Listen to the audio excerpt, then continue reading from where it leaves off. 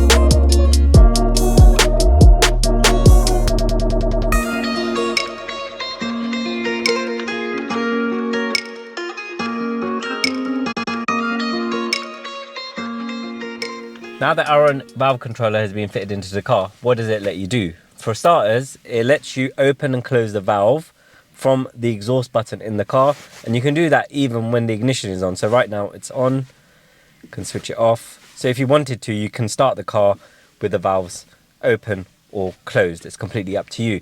The other things that it does are very useful are active sound. So we've turned the active sound off with the controller, and we've turned off start stop because I really hate that, it gets in the way.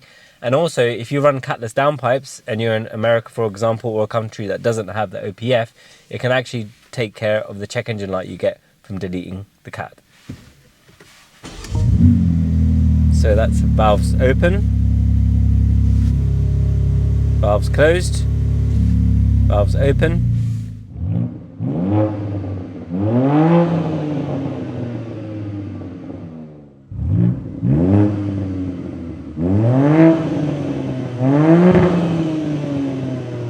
So that's a very quick and effective modification done that now allows us to run this Remus exhaust as loud as we possibly can and still be road legal on UK roads. The software functions really set this apart from other valve controllers, and it is now available on our web shop. Thank you so much for watching, guys. If you liked the video, please remember to smash that like button, and if you haven't already, please subscribe to our channel. If you want to join the conversation, please drop a comment below and we'll try our best to respond to you. If you want to watch more of this project, you can do so over here. If you want to watch what YouTube thinks you might like from our other content, you can do so over here.